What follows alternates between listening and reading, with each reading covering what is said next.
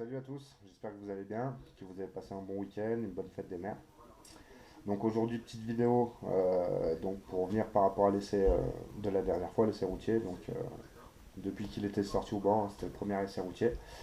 J'en ai refait un autre en fait il y a 3 jours, parce que voilà, la première fois hein, les conditions n'étaient pas terribles, c'est pas parce qu'il faisait soleil que voilà, je vous dis, j'habite en montagne, c'est pas pareil. Le taux d'humidité était vraiment horrible, du coup voilà, c'était pas génial. Et puis voilà, je ne l'ai pas fait plus tirer que ça. Donc il y a 3 jours là, il faisait vraiment bon, les conditions n'étaient pas parfaites, mais il faisait bon. Donc je suis reparti faire un tour et donc je me suis aperçu de deux choses. De un, je tire trop court, donc c'est pour ça que là c'est démonté, on va regarder tout ça. Et de deux, je vais vous expliquer pourquoi aussi la plupart des gens qui font du circuit n'utilisent pas ce genre de châssis là. Je vais vous expliquer après, on reviendra dessus après. Donc là, pour l'instant, ça va être ça, pourquoi je tire un peu court. Donc en fait, quand je l'ai monté, ce scoot-là, le seul truc que j'avais changé au niveau de la transmission, c'était mon arbre primaire. Donc, parce qu'à savoir, une transmission d'origine Nitro, l'arbre primaire fait 13,52 et l'arbre secondaire fait 14,43.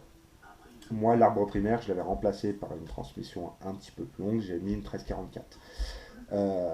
On se dit, ah ben non, pourtant les chiffres sont plus. Non, enfin voilà, voilà, j'ai mis une 13,44 en primaire et donc la secondaire, je l'avais laissé en 14,43. Donc quand on l'a fait passer au banc, machin, voilà, il a sorti ses chevaux, sauf que ça tirait court. Il m'a dit, bah, il va falloir qu'on rallonge la secondaire parce que voilà, suivant le type de circuit, hein, il fallait qu'il ait une moyenne, qu'il garde de l'accélération, qu'il ait une bonne accélération, mais qu'il ait une bonne vitesse de pointe. Donc au moins qu'il aille à 130 aisément. Voilà, un scooter, on peut le faire monter jusqu'à 160, 180, 200 hein, si on veut. Hein, ça existe, hein, je vous mens pas, hein, il y a des vidéos le prouvent. Mais voilà, moi je voulais qu'il ait un coefficient des deux. Du coup, en secondaire, là, donc en primaire, je suis en 13,44 et du coup, en secondaire, là, on a mis une 14,41. Donc sur banc, ça avait donné un peu plus, hein, ça avait donné 142 et des brouettes, je crois, le maximum qu'on l'a fait tirer. Donc voilà, il y a à peu près 10 km/h de différence entre un banc et sur la route à cause de la force du vent, les pneus sur la route, hein, la rigorosité de l'enrobé. Voilà, c'est quand même différent d'un rouleau de banc. Du coup, voilà, on s'est dit, bah, ça va être nickel. Sauf que là, je le sens, ça tire trop court. Hein, je vais en 2-2 à sa vitesse maximum, là, à l'heure actuelle. Alors que j'ai quand même beaucoup de régime moteur. Je vous montrerai, hein, il a gardé en mémoire. Je suis à 14 700, le maximum que j'ai fait. J'ai mis une limite à 15 000. Là, je suis à 14 720 ou 760, un truc comme ça. On regardera ça tout à l'heure.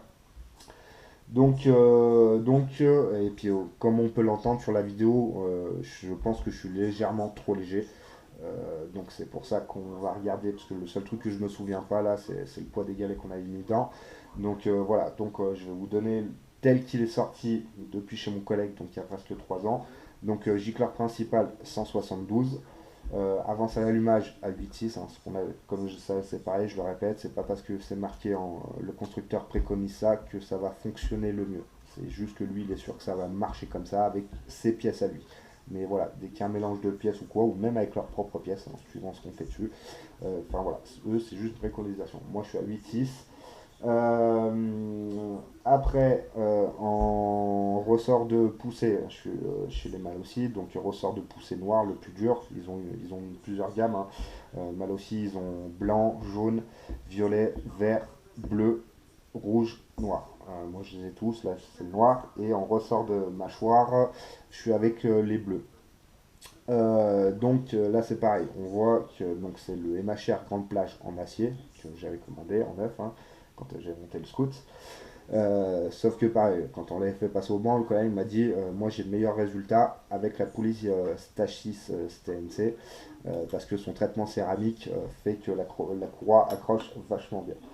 Donc du coup on était parti sur celle-là. Et après en embrayage c'est pareil, j'avais le MHR Delta Clutch, ça, je l'avais déjà aussi expliqué, sauf qu'on était passé sur le Polini 3G pour lui faciliter les réglages et pour moi aussi par la suite. Parce que c'est comme le Stachis ou le Doppler ou quoi, c'est qu'ils ont une petite vis ici pour pouvoir tendre les ressorts. Et pour les réglages, c'est vrai que c'est quand même beaucoup mieux que de se faire chier à démonter l'écrou central, sortir l'embrayage, machin, changer les ressorts. Voilà, c'est quand même un peu plus casse-couille. Donc pour ça qu'on était parti là-dessus. Après, sur niveau performance, la poulie a changé un petit peu parce qu'elle a une meilleure accroche. Par contre, niveau embrayage, ça n'a rien changé sur sa plage d'utilisation. Je vous dis, c'est juste pour, pour faciliter les réglages, voilà, si on a besoin d'aller y toucher. Donc voilà ça. Et puis donc la transmission primaire en 1344 et la secondaire en 1441. Donc là, normalement, puis on sait que voilà, avec 25 chevaux, il y a largement assez de puissance. Hein. Voilà, quand on met une transmission rallongée, c'est parce qu'on a de la puissance et qu'on veut gagner de la pointe. Parce que le scoot va avoir beaucoup de moteur, donc va facilement atteindre sa vitesse maximale. Donc c'est pour ça qu'on rallonge la transmission pour pouvoir un peu plus de vitesse de pointe. Donc voilà, là on sait très bien que 25 chevaux, ça suffit largement pour les atteindre. Même avec moi, on peut. Euh, donc pourquoi là je pense qu'on ne les atteint pas, c'est parce que je suis un petit peu trop léger. Donc là on va mesurer combien, parce que je vous dis le seul truc que je ne me rappelais pas c'était ça, c'était combien on avait mis en poids de galet. Donc on va les mesurer. Et pareil, je reviendrai un truc aussi sur la variation.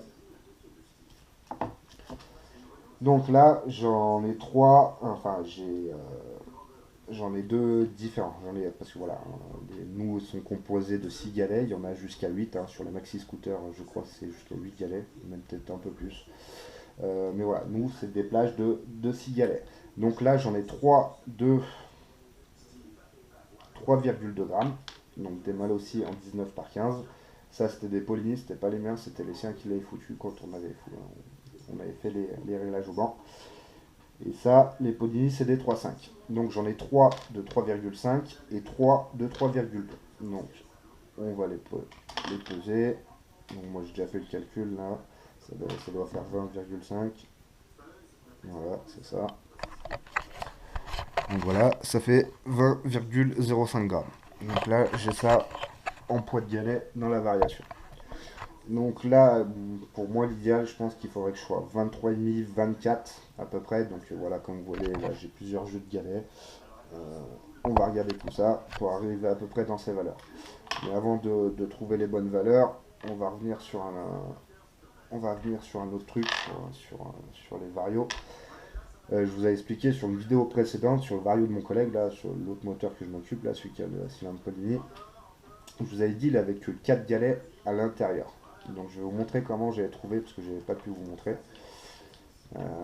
Je vais vous montrer comment j'avais trouvé les galets intérieurs. Donc le mec, lui, il les avait dispositionnés comme ça. Les 4 galets étaient foutus comme ça. 3 d'un côté et un seul tout seul de l'autre côté. Donc à savoir, déjà s'il y a 6 emplacements pour les galets, c'est pas pour rien. Les mecs sont cassés le cul. S'il y en a 6, c'est pour répartir la masse. Parce que même le plus petit, voilà, je sais pas, par exemple, moi, là, en plus petit des poids, c'est 2,7 grammes.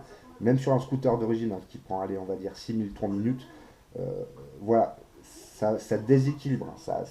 Ça tourne extrêmement vite. Donc sur des baraquins là, qui tournent à 15 000, je vous laisse imaginer comment ça peut faire. Déjà les vibrations, et à la fin, le vario, il fait comme ça. En fait, il tourne presque ovalement parce qu'il y a plus de poids d'un côté que d'un autre. Donc, après, je ne vais pas faire apologie là-dessus parce que moi, je l'ai fait étant merdeux.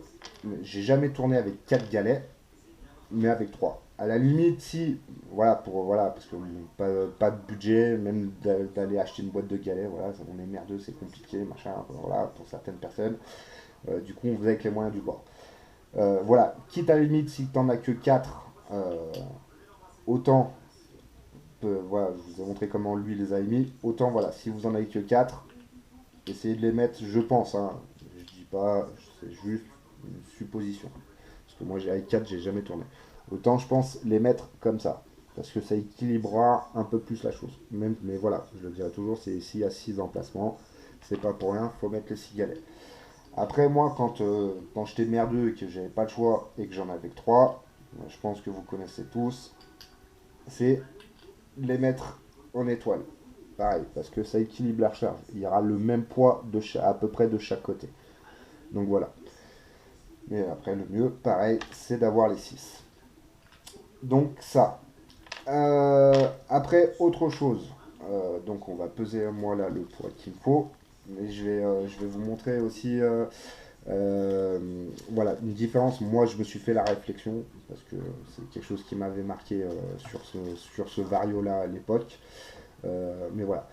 Moi je sais que dans mes souvenirs, par exemple, la flasque là, donc celle qui vient retenir les galets, hein, avec le canon, enfin, qui est mobile, enfin qui est fixe, pardon, excusez-moi, parce que c'est lui qui va bouger sur le canon. Moi j'ai le souvenir que sur les machins grande plage, moi sur mon ancien Spitro hein, que j'avais, la flasque était noire et les tétons ils étaient rouges. Bah maintenant on ne savait pas pourquoi, ils la font un peu ouais, directement brute, un peu polie, et les tétons sont noirs. Donc voilà, je sais qu'il y en a qui peut-être qui vont se poser la question parce que quand on va commander de la pièce, on va se dire ah mais putain attendez, je comprends pas, c'est pas comme dans mes souvenirs. Alors ça c'est la version acier. Hein. La version acier, pour moi je sais que voilà, ce qu'ils ont changé c'est ça, et la couleur des tétons. Et apparemment, bon, enfin, on va même parler du correcteur de couple. Je parle pas de l'alu, hein, du nouveau qu'ils ont sorti, enfin du nouveau, ça va faire bientôt 3 ans qu'ils vont sortir le machin. Mais voilà. Sur celui-là, moi je sais que ça m'avait marqué parce que la couleur n'était pas la même. Mais voilà, c'est exactement pareil, ça fait le même poids, ça fait le même fonctionnement, il y a rien qui change. Et pareil, le toit sur la vidéo d'un gars, moi j'ai vu qu'il reçoit donc il commande le pack Overange acier, comme celui-là, et il reçoit le correcteur de couple, en fait, avec une face noire. Elle était noire, gravée mal aussi, et noire. C'était pas l'alu, hein, parce que l'alu elle n'est pas comme ça, elle est rouge et alu. Hein. Donc voilà. Donc si vous commandez de la pièce, voilà, parce que je sais que des fois sur certains sites c'est pas tout à fait décrit, alors du coup on se pose la question est-ce que ça va bien aller pour ce modèle-là, voilà, il y en a qui ne connaissent pas, ou même quand ils s'y connaissent, hein, voilà, des fois on peut avoir des surprises, c'est pas la bonne pièce, machin, mais il y a une chose aussi qu'il faut savoir, c'est que beaucoup de pièces Piaggio passent sur du Minarelli. C'est-à-dire que moi par exemple, le ressort de poussée là, eh ben, c'est pour Piaggio à la base.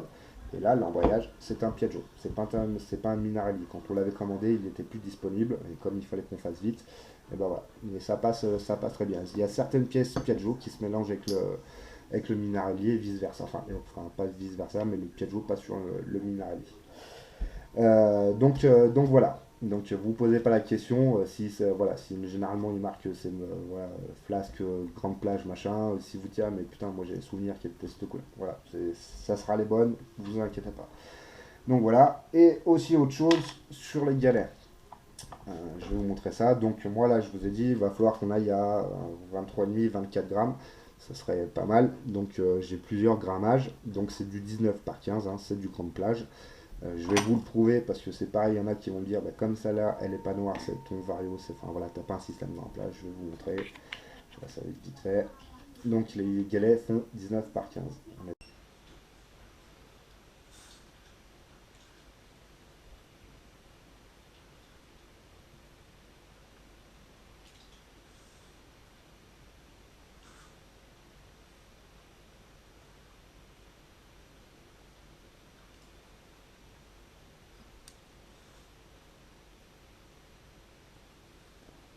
Donc voilà, c'est bien des 19 par 15.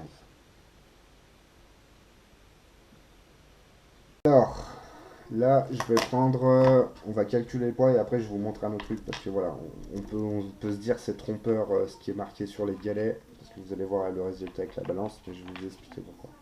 Donc là, moi, je vais partir sur des 3,8. Normalement, là, si j'ai bien fait mon calcul en tête, on devrait arriver à 24 grammes. Donc, hop.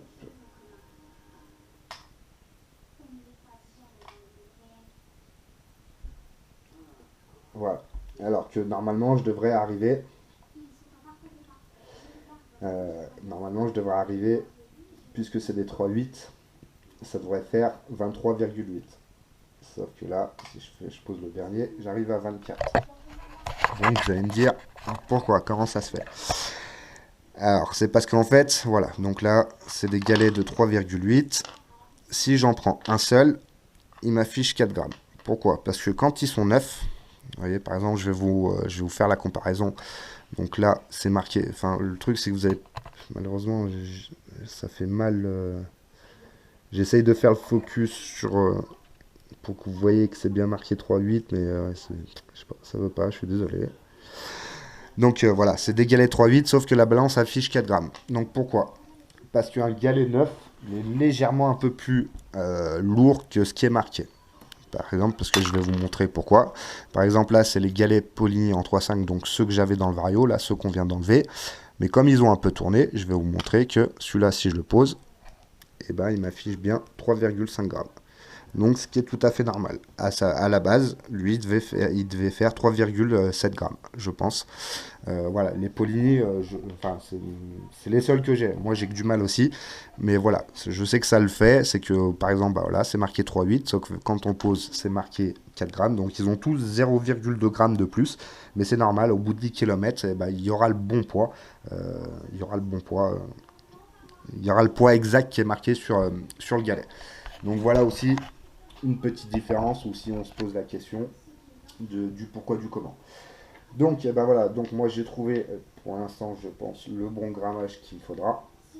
Donc, ben ça va être à remonter. Et donc, je vais vous dire aussi un petit peu la surprise que j'ai eue sur le deuxième SF. En fait, j'en ai eu deux. Donc, déjà d'un, comme je vous disais là juste avant, le châssis. Pourquoi on n'utilise pas ces châssis-là de booster? Alors, même s'ils sont légers, c'est qu'ils ont un empattement un peu court, déjà d'un. Donc, c'est pas le mieux. C'est pas le mieux du mieux. Et surtout, c'est que quand on met un bas moteur nitro, si on fait pas comme moi sur mon ancien Spitro, en fait, là ici, à la place ici, et ben j'avais le balancier de nitro d'origine. Il y avait une plaque avec le balancier de nitro d'origine, donc les fixations de câble d'origine de nitro qui étaient fixées sur booster avec le balancier.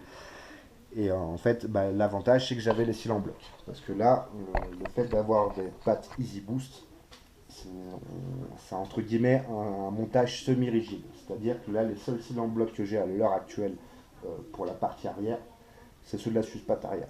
Celui qui est là, sur le haut de la tête de la suspatte, et celui qui est en bas dans le carter, qui est intégré dans le carter. Donc les vibrations, pas terribles. Franchement, ça vibre un truc de malade. Le fait que ça m'a carrément dévissé les vis du carter de kick, bon j'ai eu la chance, je ne les ai pas perdus, je me suis aperçu à temps, mais ça a réussi à les dévisser, hein, pourtant ça a été serré correctement, mais voilà.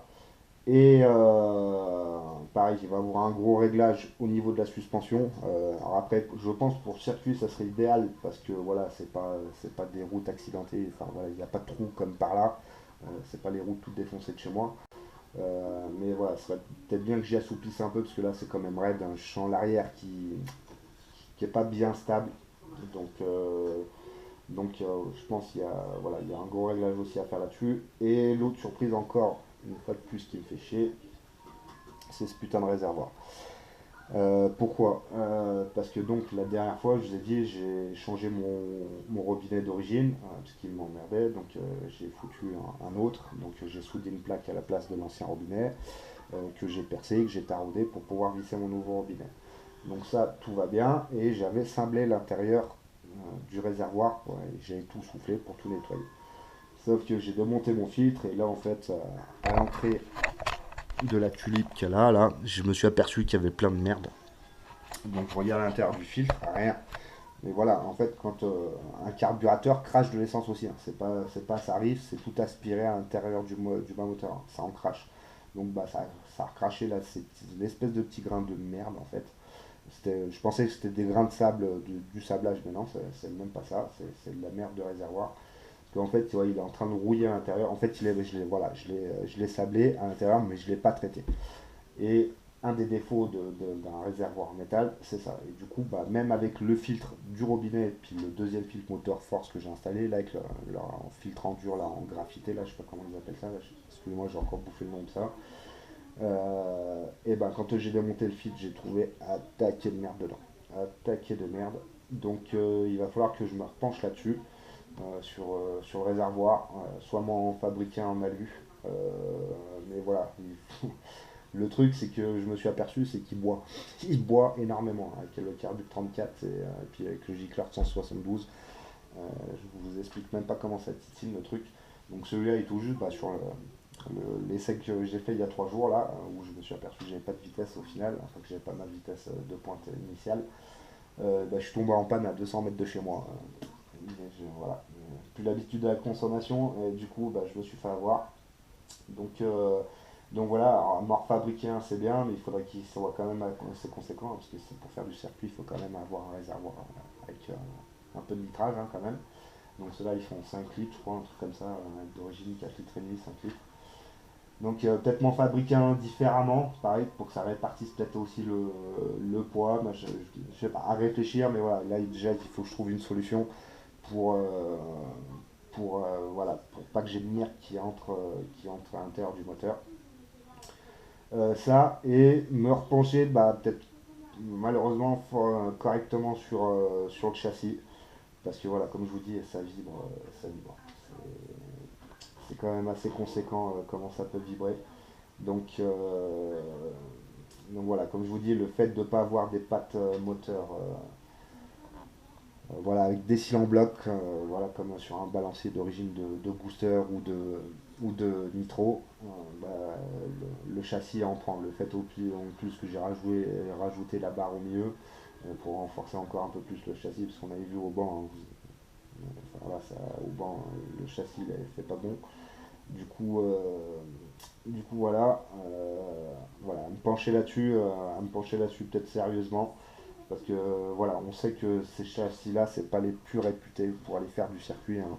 Tout le monde tourne enfin voilà, à l'époque ça a été ça, hein, parce qu'il y avait que ça, il y avait les Piaggio, les premiers Piaggio Zip, mais ils n'étaient pas phénoménales. C'est deuxième génération qu'on fait fureur. Mais avant, tout le monde tournait avec ça, ou Nitro, ou il y avait les Fizz, je crois, les Fizz, on appelait ça. Les Fizz avaient une tête un peu bizarre, la face avant un peu bizarre. Il y a eu les Malak Duty Phantom aussi, les F10, les F12. Euh, mais voilà, ça a pas été, les boosters, ça n'a pas été les plus réputés au niveau châssis, hein. Tout le monde est passé sur du Piaggio Zip ou du MacG maintenant. Euh, voilà, c'est avec ça que apparemment les meilleurs résultats se font. Il y en a encore qui tournent sur des châssis nitro. Booster pour l'instant j'ai pas vu, mais j'en ai vu encore qui tournent sur des châssis nitro. Pourtant pareil, le châssis nitro qui est pas réputé le mieux, mais où il y a des gars en Espagne qui font qui sont deuxième du championnat avec. Donc voilà. Alors pensez tout ça, est-ce que je refais le même système que mon ancien Spitro, c'est-à-dire de tout installer les pattes d'origine enfin voilà, les pattes de fixation de balancier de nitro avec le balancier de nitro. Comme ça, il y aura les cils en bloc et si vous voyez comment est foutu le balancier de nitro, au bout, il y a une patte avec encore des tampons justement pour amortir quand il arrive en butée. Voilà, moi j'avais ça et c'est vrai que il y avait beaucoup moins de vibrations, même si le câble était beaucoup plus lourd dû aux soudures et puis à la patte de renfort qu'on était obligé de mettre pour arriver au centrage et puis à la hauteur qu'on voulait et tout. Les vibrations voilà, étaient quand même plus qu'atténuées, hein. Enfin, le foot allait bien. Parce que là, je sens que ça vibre de trop, c'est rigide que ça en peut plus. Euh, voilà, à me pencher là-dessus, mais bon, là voilà, c'était surtout de voir pourquoi j'atteins pas ma pointe. Donc à remonter de tout ça, je vais faire un essai. L'essai, je pourrais pas le faire aujourd'hui parce que là le temps est en train de se couvrir. Il faisait beau ce matin. Je me suis dit, ça va être encore une belle journée, mais là malheureusement c'est en train de se couvrir. Non, ils ont peut-être annoncé un peu de flotte cette nuit. Si ça le fait pas et que demain il fait beau, enfin la météo là va être un petit peu mitigée pour ces derniers jours. Mais voilà, dès que ça me le permet, je vais faire l'essai, je vous filme tout ça. L'autre essai, je l'ai filmé, là, celui que j'ai fait il y a 3 jours. Je pense pas que ça sert à grand chose que je vous le mette, hein. Enfin voilà, vous avez vu l'autre fois. Je vous dis, là, c'est sûr que j'atteins pas ma pointe. Euh, mais je filmerai tout ça la prochaine essai. Là, pareil, je me posais la question, est-ce que je vous filme le remontage du vario, l'embrayage? Je pense que tout le monde sait faire. Puisque c'est les premières choses qu'on modifie généralement sur un scooter quand on a un scoot, hein. Déjà, on fait sauter la bride du vario, la rondelle, machin. Voilà, on allège un peu ou on alourdit un peu suivant ce qu'on a. Voilà, donc je pense que tout le monde sait comment ça se passe, hein. De toute façon, que ce soit un origine, un sport ou un grande plage, le principe de fonctionnement est le même, c'est juste les tailles de galets qui changent ou la taille de correcteur de coupe qui change. Donc voilà, ou au pire, pareil, l'embrayage, hein, au lieu que ça soit un 105, ça sera un 107. Mais voilà, sinon le fonctionnement de principe est le même. Donc voilà. Pareil, les vibrations aussi, bah, j'ai perdu mon cabochon là à l'arrière.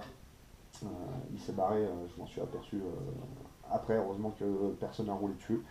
Mais du coup, ça m'a niqué un peu la peinture, hein, ça m'a fait un éclat là et là. Donc bah, ça fait un peu chier, hein, dommage. Mais voilà, voilà d'où l'importance des essais routiers. C'est bien le banc, voilà, je vous dis, le banc c'est le mieux pour faire des réglages, pour en tirer le maximum de sa puissance.